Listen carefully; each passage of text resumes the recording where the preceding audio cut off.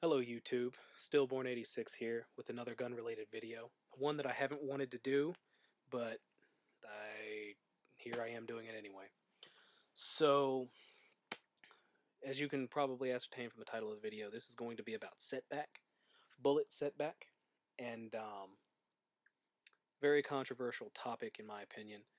Um, really sparked by my XDS video, where I explain press checks. People seem to not understand the point of that video because everybody wants to argue about the loaded chamber indicator or argue about if press checks are necessary or not. They've totally dismissed the point of the video about it being that the gun doesn't go into battery, which is a big deal to me. But anyway, I digress. This video is not about my XDS video. This video is about press checks. And the idea is instead of explaining a press check to every single person that asks me, I'm just going to point them to this video and they can pick up any data that they want, or they can ignore it if they want, whatever. The reason I didn't want to do this video is because it's going to bring about more hate. It's not going to solve anything, I don't think. And very much the way most internet resources are, people are just going to get angry. They're not going to take away the raw information. They're going to just... Some people are going to be butthurt and they're going to jump on the hate bandwagon. That's just how it happens. So, without further ado, let's go ahead and start getting into the experiment. Today, I'm going to be using my Glock 23 40 Smith & Wesson. Yes, it's a Glock. Again, I know there's going to be hate. Call me a Glock tard if you want. I could have used any gun that I wanted. I could have used a Ruger. I could have used Smith & Wesson. I could have used my Desert Eagle. I could have used another Glock. I could have used my XDS. I couldn't have used my XDS because it's in it's at Springfield Armory for their recall, and they have yet to send it back. It's been there for 2 months now. So awesome. I could have used my XDM. I could have used any number of guns. But this was dirty, it needs to be cleaned, and it was available, so I'm using my Glock, and people are going to focus on the fact that I'm using a Glock, and they're going to hate on the video, and like I said, nobody's going to take anything important from here.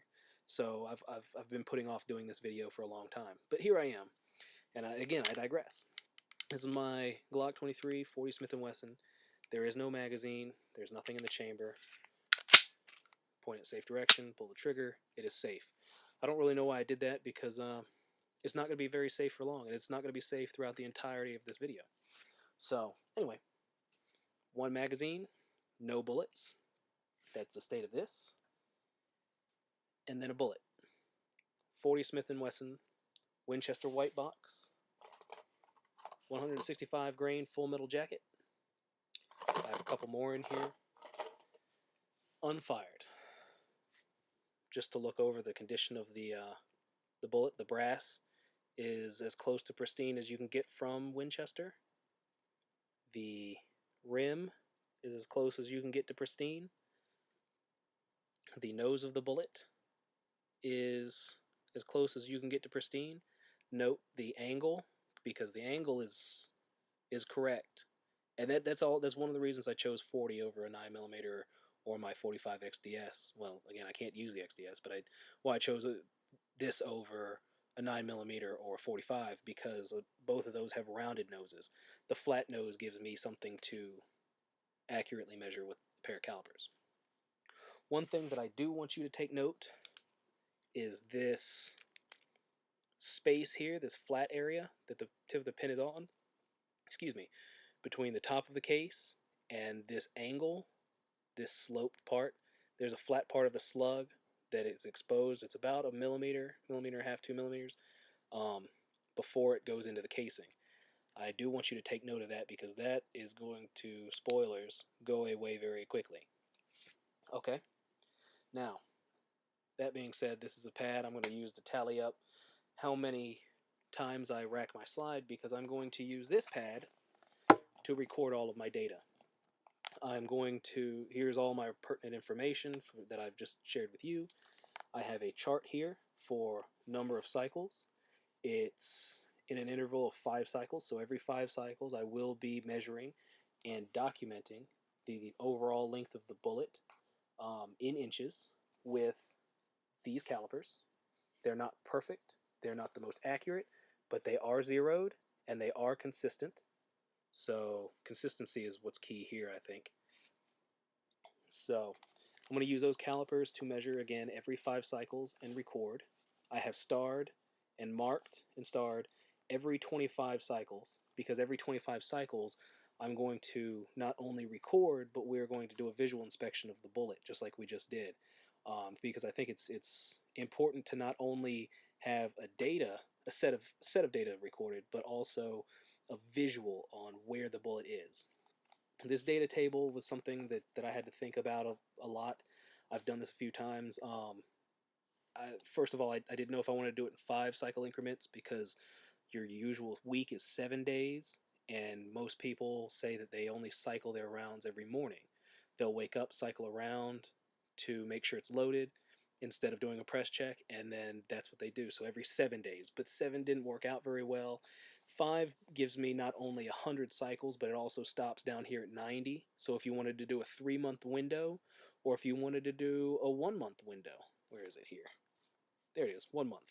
If you wanted to do a 1-month window, you could see what it would be like if you cycled the same round every morning for 1 month. You can see where you are, and that'll be just after an inspection. So that's that.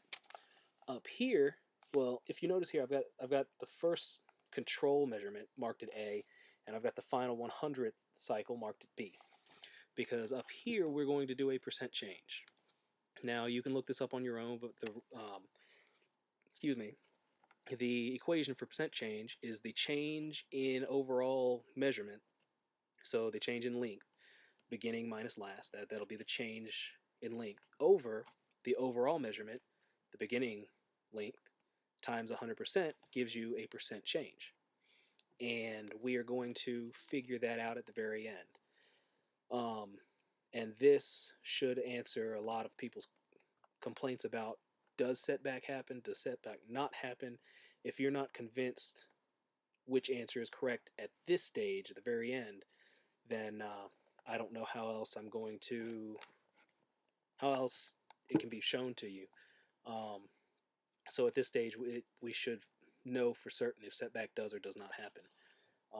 And if you're not convinced, then there's no convincing you. So, without further ado, as you can tell, we're going to do this 100 times. That means I'm going to take this bullet and put it in that magazine 100 times. I'm going to cycle it through this Glock 23 100 times, and then I'm going to measure every 5 cycles. Okay? So, like any good scientist, let's go ahead and take a control measurement and measure it before we do any cycles. And to me, this looks like we are at 1.120 exactly. Let me write that down. 1.120 inches. Let me turn that around so you can see it. That way everybody can see that this is documented. This big one is 1, the smaller one is 0.120. So we're at 1.120 exactly. That's the round. And it's a little bit shorter than what I'm used to, but we'll get back to that here in a moment. So, let's get started. Actually, I'm going to set this right here so that the bullet doesn't go off frame. I did want to go over one more thing. Cycling the round. There are 2 ways that I can cycle around into the chamber. One is to put the magazine in and cycle it by hand manually like this, or I can put the magazine in and cycle it by dropping the slide stop like this. Personally, I've decided to use the slide stop because that creates a uniform and consistent slide drop, where manually doing it, I can walk it up any amount of distance that I want, or I could pull it all the way back and let it go. Using the slide stop is consistent and uniform, or as consistent and uniform as I can get. And that's the idea of this experiment. I want to keep everything as consistent and uniform throughout for 100 cycles as I can possibly keep it. So now, without further ado, I think we are at 10 minutes now. So I've wasted 10 minutes of your time and I haven't even started the experiment. Let's go ahead and make this happen. This right here will be the first cycle. Right? Tally mark. And I'm going to go ahead and try to chipmunk through this part because this is the boring part. And we will slow it back down when we start taking measurements and recording data.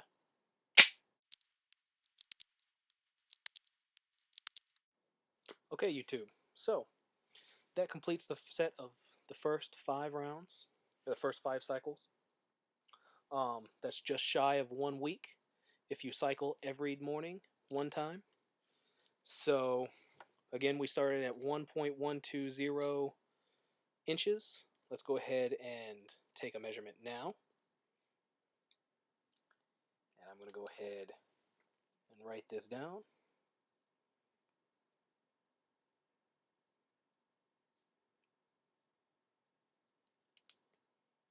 And I'm going to show you. We are now at 1.116. We have lost 0.04 of an inch just by cycling it 5 times. That's not a lot of cycles, and we have lost, is that 2%? It's almost 2%. Just to show you, I am recording this every time, 1.120, 1.116. So that means we have another 5 to go. Well, we have 95 to go, but 5 more until we do another recording.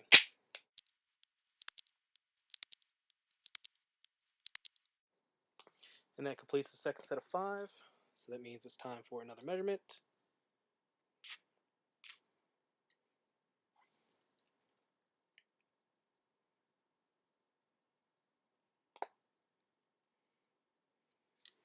This time we are at 1.114. Okay. Time for another 5.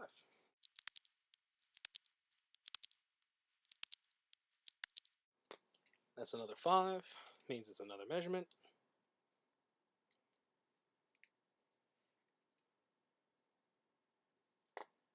And this time we are at 1.112. Okay. Wish I had some music that would make this go a lot faster. Thank you, DMCA.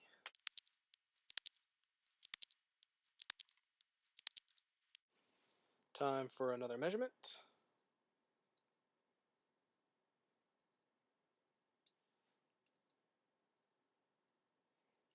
Screen's about to go off here. Ooba-dooba-doo. And then to show you, I have bullet here, 1.110 on the dot, approximately. Time for another 5.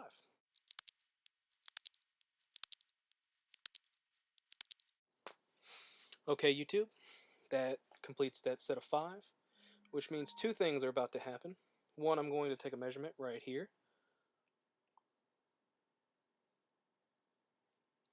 Which seems to be 1.104.5, but we'll go ahead and round that up to 1.105, just for good measure. Okay? That means that we have lost 1.5 hundredths, 1.5 hundredths of an inch off the total length here. We started at 1.120, we're at 1.105. That also puts us at the quarter mark, so it's time to do a physical inspection. Okay, sorry, we're off frame here. Here you can see at what, again, some people call it the cantilure. We have some marring, not too much, a couple millimeters long. As I address that leveled area right before the casing is starting to go away very quickly. The nose, that distinct flatness is gone, and it's starting to get a nice edge where it's rubbing on the feed ramp all the way around. The lip here is starting to mar, and it's really starting to mar down inside this valley where the extractor keeps grabbing. But We're only a quarter of the way there, so we have plenty of room to go. Now remember, we haven't even hit a 1 month mark. If you only do this one time a day, once a day, every day, we haven't even hit 28 days. So even in February, you've lost at least this much. So let's keep going. That is 5. Another measurement.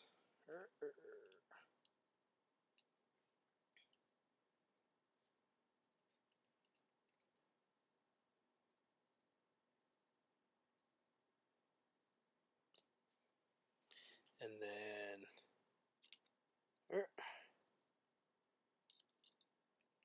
I'll hold it in place here. Screen's about to go off. So that you can see it. 1.101. Okay? Good. So let's do another 5, shall we?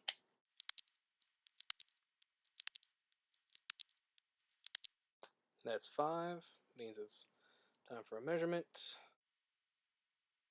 We have broken that 10th mark. Here we are at 1.0966 and a hair, so I'm just going to call it 6. We rounded up before. We'll round down because this is really close to that 6 mark. So there we are. We are closing in on breaking the 1. We'll see. We'll see where we go.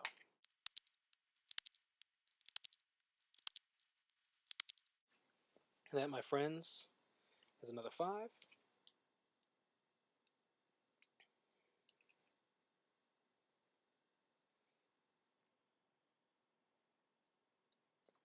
That means it's another measurement. 1.090. Starting to fall fast. Setback doesn't happen. Just remember that. Let's do another 5.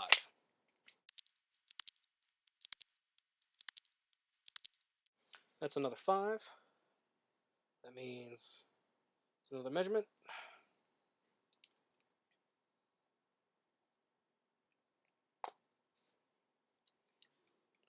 1.082. Right on the money. And that takes up 45. So the next one's going to be a physical inspection as well.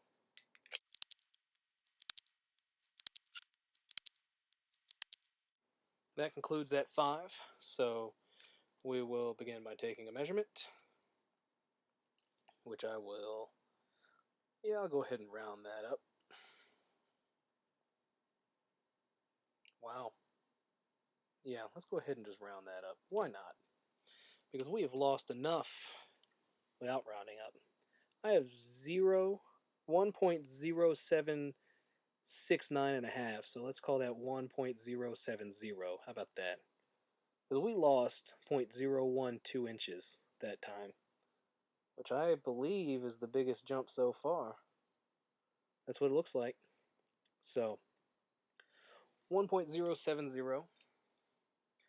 It's also time for a physical inspection. Let's start with the back this time. There's still some marring around the lip here, and inside this rim there's definite marring from the extractor. But that's to be expected. It goes all the way around pretty uniformly.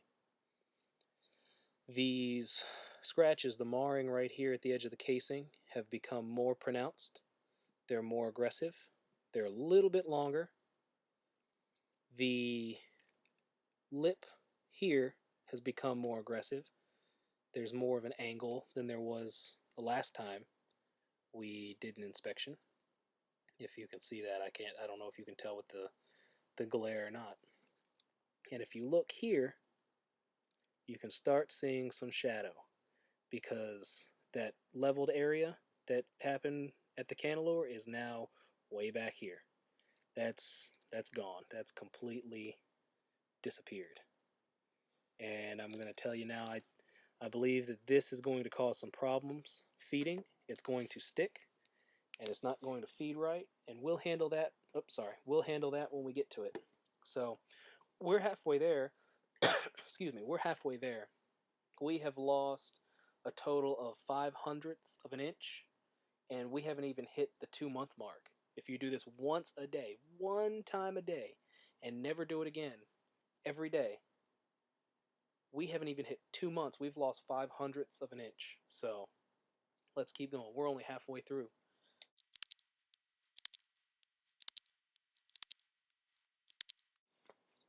That makes 5. And it also makes a measurement.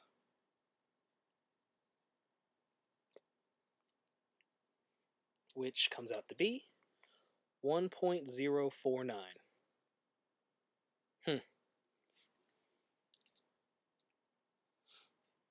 It's getting faster and faster. Let's do another 5.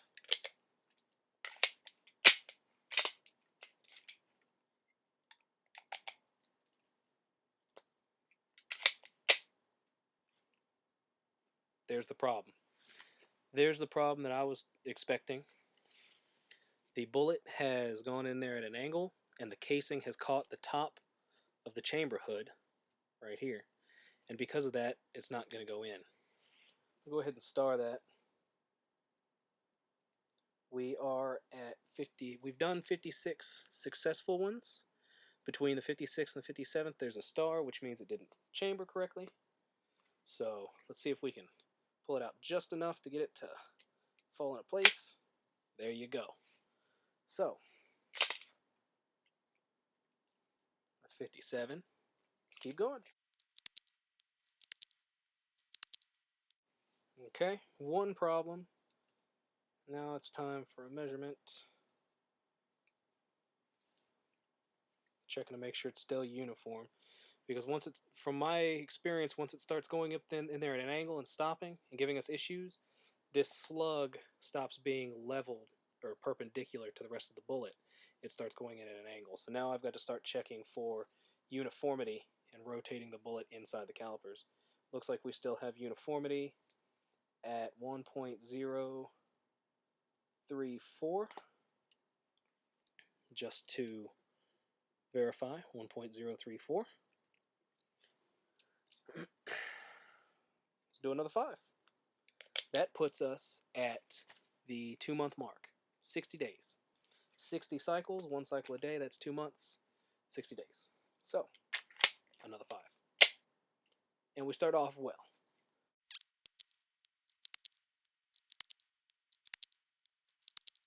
Okay, that completes another 5. Again, we had an issue, so I started right before the very first one was fully chambered. There was an issue, so let's do another measurement. Check for uniformity. It doesn't look like anything's changing. We're in the middle again, so let's go ahead and round up just for good measure. 1.029. Sorry, I'm very tired, and I'll explain why at the end of the video. 1.029, it's 2.8 1/2, a little more than 2.8 1/2, so we'll round up for good measure. 10 more, and it's another physical inspection. I can't wait.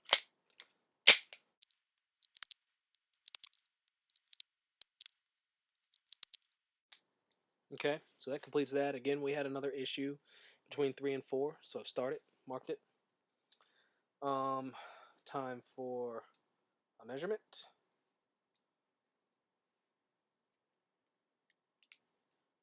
1.024.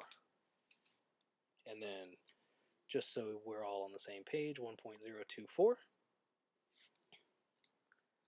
And then 5 more, and then a visual inspection.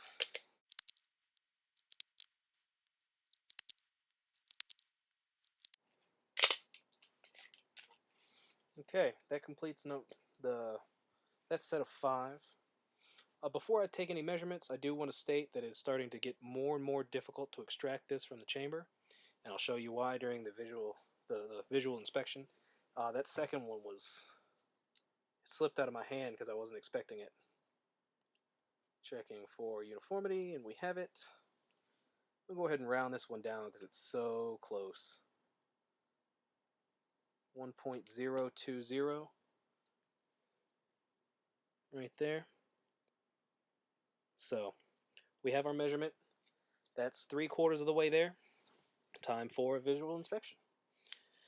Starting from the back again, there's still marring around the edge, pretty uniform all the way around. Still marring within the inside of this valley from the extractor, pretty uniform all the way around.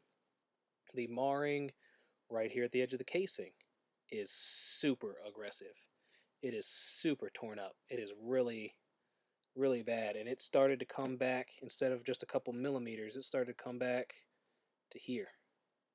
We're back here almost halfway down the bullet casing. And that's pretty bad. The edge, this lip around the bullet has started to become more pronounced. You can see it eating away as it rides that feed ramp. And if I turn the bullet this way, you can see that bullet has been recessed so far into the casing, there's now space between the casing and the actual slug. That's where my problems are starting to come in. As it's feeding, you can see here where it's been damaged, it's starting to catch the hood of the chamber as it goes in, and it'll go in at an angle and it'll catch. It's also causing it to deform and change shape, as you can see, and that's causing it's not round anymore. And therefore, it's not fitting in the chamber properly, so extraction is becoming more and more difficult to pull this non-round object out of a round chamber. So we've got 25 more to go. You can see how far the slug has come back. You can also see a nice ring around the actual slug from being chambered. That was not there before. It is there now. So 25 more. Let's go.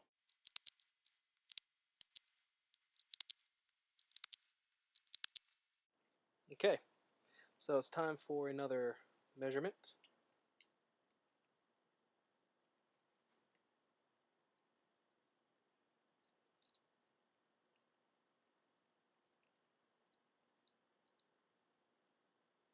Seems that we have not changed at all. We're still at 1.020. And we had another issue between that first and the second cycling. I'm going to hypothesize that the reason why it's not setting back so much as it was, at the rate that it was at, is because now instead of the bullet riding the feed ramp as much, it's riding the casing now. And we will continue to see that. Let me go grab my charger. I will be right back. My computer just told me it's going to shut down unless I do something.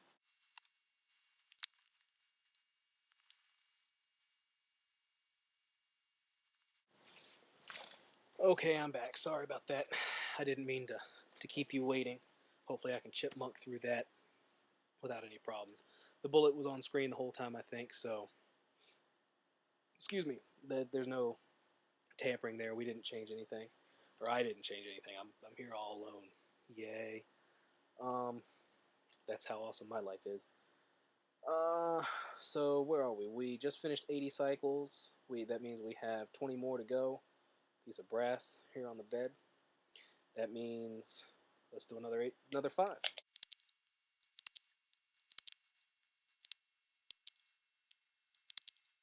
It's another 5. We did have another issue between cycles 3 and 4. Checking for uniformity. Still uniform.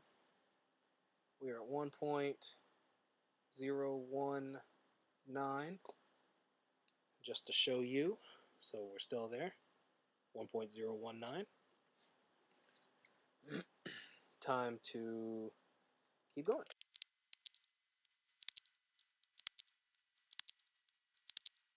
So another 5 means another measurement. Again, we had an issue that I just documented on the very first cycle. Uniformity seems good. I'm going to go ahead and round this one up because it's right in the middle of 2 measurements. 1.018.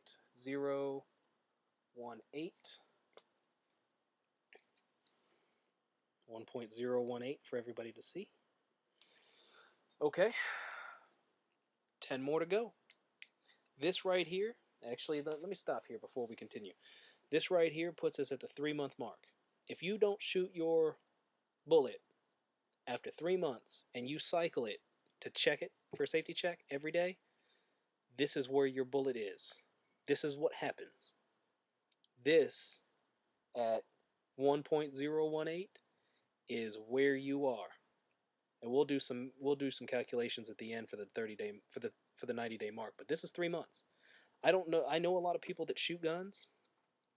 Some of them, very few of them, go out monthly. Most of them go out once in a blue moon. They'll shoot sometimes.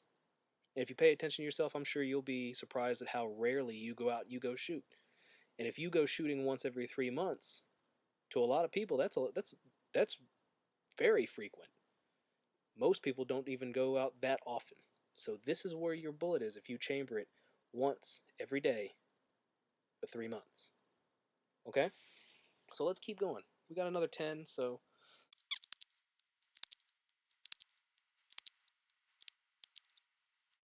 Okay, that completes another 5. We did have another issue right before the 5th one, checking for uniformity.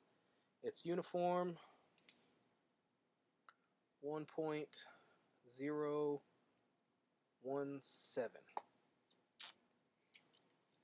We are here at 1.017.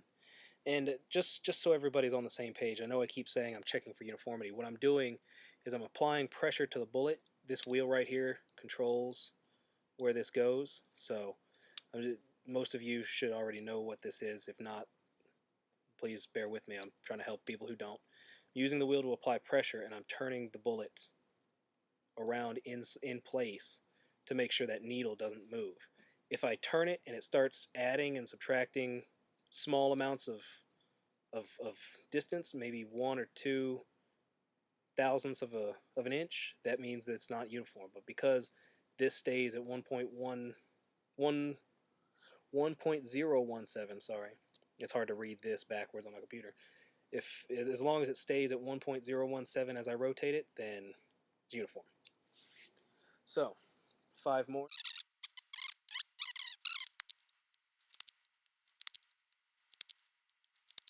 And that's it. That's 100 cycles. That didn't give me any problems that time, which was surprising. It was difficult to extract, giving me a little more, requiring a little more force, but that's to be expected. We're going to go ahead and check for uniformity again. I'm going to go ahead and round this down because it's so close. 1.016. Right here, just so everybody can see it, 1.01. It's 1/6 and a hair, not quite a half, so I'm going to round it down. Doesn't really matter because I'm going to explain why I'm so tired. I'm tired because I've done this experiment 3 times tonight.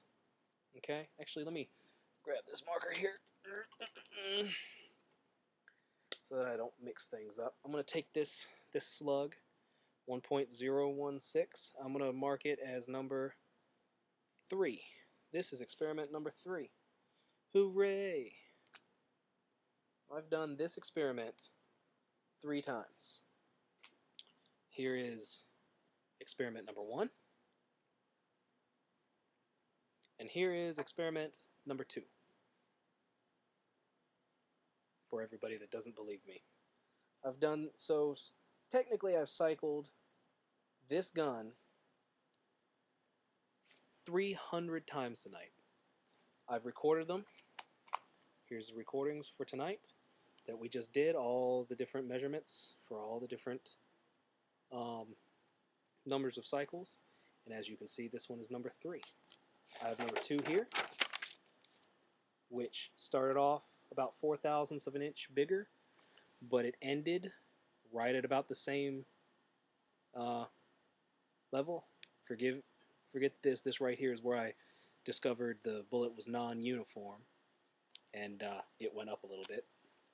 And then I have experiment number 1, which started off again 4 thousandths of an inch larger than the one we just did, and it ended right at about the same place. So I've done it 3 times. I've tested this, retested it, and come up with similar numbers. You can do it on your own if you want. I don't suggest it because there's a lot of pressure on this bullet now. This is number 3. We're going to stick with number 3 since that's the one we've been using. Let's go ahead and pull out a new bullet. Okay? And let's measure this to make sure that this is similar to what we started off with. And it's exactly what we started off with, 1.120. So this bullet and bullet number 3, comparatively, height-wise, you can tell. Let's line those up. Let's get it to where you can see that they're lined up. Sorry, I'm doing this through my computer screen. You can see a height difference between the good bullet and the bad bullet, bullet number 3. I don't know what to tell you if you still don't believe setback happens. This is just over 3 months. You can see the casings are still relatively the same size, but this casing has been riding the feed ramp as opposed to the bullet because it's so far back that it started to bend in towards the slug. You can see inside how much space there is between the tapered slug and the casing, where this one is connected before the slug starts tapering, so there's no space there. Doing a physical check here, you can see that the scratching around the cantilure, again, I still don't think that's the right terminology, but some people call it cantilure, so we'll go with that, is even more aggressive. Scratching has come down to about here, as opposed to where it wasn't scratched at all. The lip here is, sorry, I don't know what just happened with my computer. Hopefully everything came through just fine. Oh, it wants an update. Whatever. The lip here has been rubbed down fairly strongly as opposed to your standard, where it has a pretty pronounced lip and it's not rounded. This one is. Awesome. And then again, you have extractor problems where it's been gripping that lip, and inside the lip has been grinding away. So here is experiment number 3. Now, that's all the physical properties. Let's go to the records and do some mathematics. Let me pull out my handy dandy calculator here.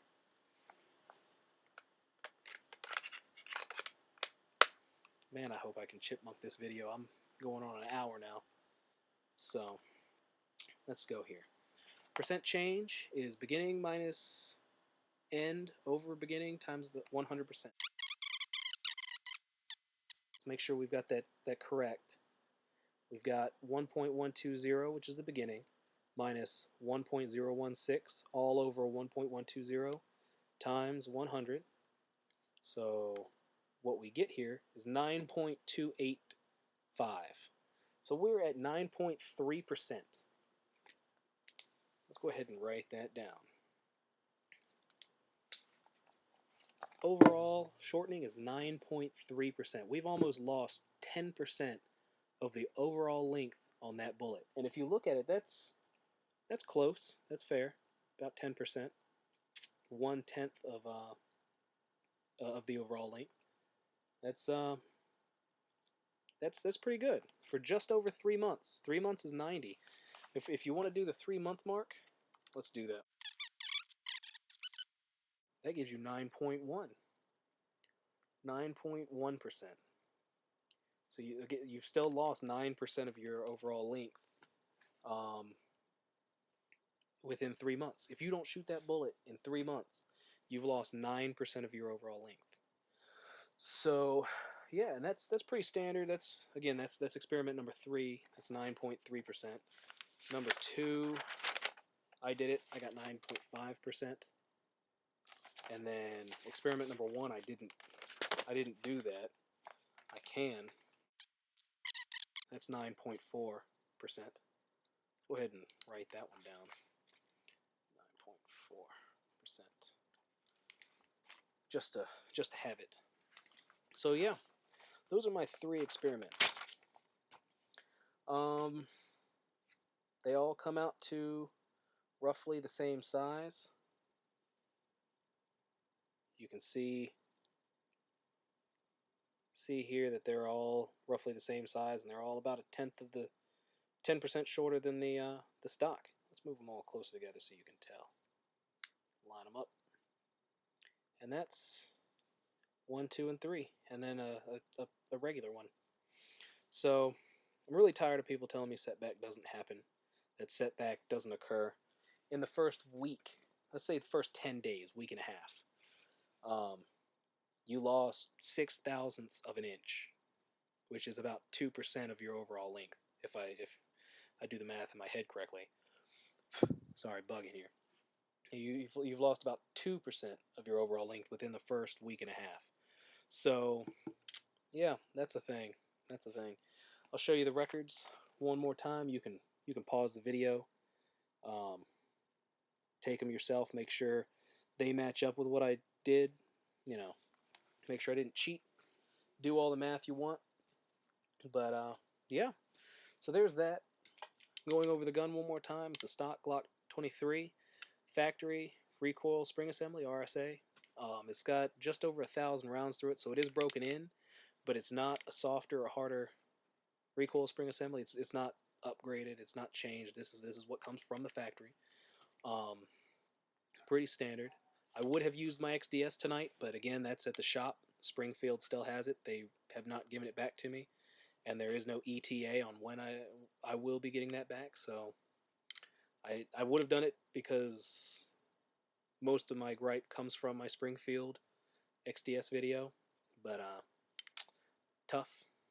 I know I'm going to get a lot of hate because people are going to call me a Glock tard, and I need to use something other than Glock. But if I used a Ruger, somebody would say you need to use something other than Ruger. So it doesn't really matter. It doesn't really matter. That's that. Here's the data. Here's the tally marks. Stars are where jams happened. Here's experiment number 2. You can see that jams started very early, and they happened throughout. They just happened so frequently that I stopped tallying those. And then experiment number 1 happened very late in the game. I don't know why. I don't know why it changes that way, but that's that. I'm going to go ahead and throw these into a computer and graph them up here if I can. Excuse me. If my video editing skills have improved, I'll go ahead and throw it up there. I'll also take some photos of these, some high-res detailed photos, so you can actually see them a little clearer than through this camera. And I'll try to post images of my records for everybody to see. You can recreate it if you want. Again, I don't recommend it. I'm not going to shoot these rounds because they have set back so far that there's no telling what the pressure is. I mean, there may be a way of telling. I don't know. I don't have the ability to figure out what the pressure is on this anymore. Somebody might. That's fine. But I don't feel comfortable shooting them. If I ever do feel like shooting them, you can be sure that I'll post it on YouTube and I'll let you know. But that probably won't happen. So, and that's the good one. So thank you for watching my video, YouTube. Again, if you have any suggestions, if you see that I've done anything wrong and you want to constructively add to the discussion, go ahead. But if you feel like your butt hurt and you just want to go, start an argument, you can go screw yourself. But otherwise, feel free to comment, send me a message. I don't care. I try to respond to as many comments as possible. And I'll be more than happy to take any constructive criticism. If I've really screwed something up here, please let me know. I'll redo the experiment. Again, I've already done it 3 times. 3.5. There's another one here that I started a little while ago. I started it and it didn't work out. So I've done it 3.5 times. But I mean, if I have to do it again because I screwed something up, I'll do it again. It doesn't bother me. I'll do it again. But again, please feel free to comment. suggest improvements, share the video. It doesn't matter. Let people know setback does happen. And if you eject that round every time to make sure that that chamber is empty, then you're going to cause setback. Personally, these rounds, they're about 30 cents a piece. So if you buy them in bulk, so it's not too bad.